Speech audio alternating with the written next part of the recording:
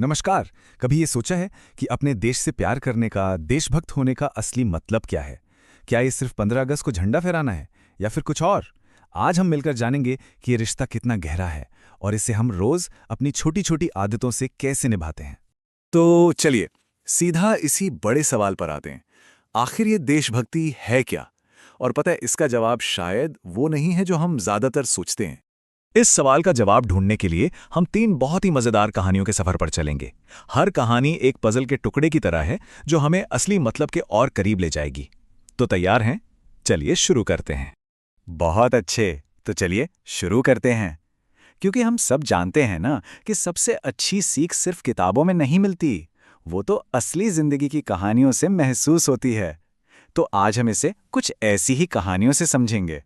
हमारी पहली कहानी हमें ले जा रही है जापान, जहां भारत के एक बहुत माने हुए संत स्वामी राम तीर्थ एक ट्रेन में सफर कर रहे थे। अब हुआ ये कि स्वामी राम तीर्थ को कुछ ताजे फल खाने का मन हुआ। ट्रेन एक स्टेशन पे रुकी तो उन्होंने आसपास देखा, पर कहीं भी उन्हें फल नहीं मिले। वो मन ही मन सोचने लगे, अरे, जापान में क्या अच्छे फल नहीं मिलते?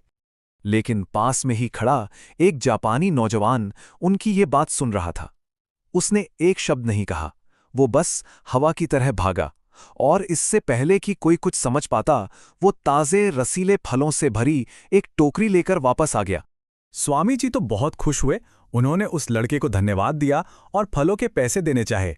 अब एक सेकंड के लिए यहां रुकते हैं और सोचते हैं, अगर कोई हमारे लिए ऐसा करे तो क्या हम पैसे नहीं लेते? जरूर लेते हैं ना। पर उस लड़के का जवाब सुनकर स्वामी जी हैरान रह गए। उसने पैसे लेने से साफ मना कर दिया। और पता है क्या कहा? उसने कहा, अगर आप मुझे इसकी कीमत देना ही चाहते हैं तो बस ये वादा कीजिए कि अपने देश लौटकर किसी से ये मत कहिएगा कि जापान में अच्छे फल नहीं मिलते। सोचिए जरा, उसके लिए पैसों से कहीं ज्यादा कीमती अपने देश की इज्जत थी। चलिए अब चलते हैं अपनी दूसरी कहानी की तरफ, जो पहली कहानी से बिल्कुल बिल्कुल उल्टी है। ये कहानी भी एक छात्र की है, लेकिन उसके काम का असर एकदम अलग हुआ। तो अब एक दूसरा सीन सोचिए। किसी देश की एक सरकारी लाइब्रेरी है। वहां एक स्टूडेंट पढ़ रहा है। उसे एक किताब में कोई तस्वीर बहुत पसंद आ गई। उसने इधर-उधर देखा और जब उसे लगा कि कोई नहीं देख रहा, तो उसने चुपके से वो पन्ना फाड़ लिया और अपनी जेब में रख लिया। बस एक छोटा सा स्वार्थ से भरा काम। तो यहां हम देख सकते हैं एक ही सिक्के के दो पहलू। एक तरफ वो जापानी लड़का था जिसका एक छोटा सा काम उसके देश का गौरव बन गया, और दूसरी तरफ ये स्टूडेंट जिसका एक छोटा सा लालच उसके देश के लिए अपमान का कारण बन गया। काम दोनों ही छोटे थे, पर उनका नतीजा कितना अलग था। और हाँ, उस स्टूडेंट की छोटी सी चोरी का नतीजा बहुत बड़ा हुआ। जब लाइब्रेरियन को पता चला तो उसने लाइब्रेरी के बाहर एक नोटिस लगा दिया कि उस स्टूडेंट के देश के किसी भी स्टूडेंट को अब लाइब्रेरी में आने की इजाजत नहीं है। सोच कर देखिए, एक इंसान की गलती की सजा उसके पूरे देश के लोगों को मिली। हमारी तीसरी और आखिरी कहानी हमें तुर्की ले चलती है।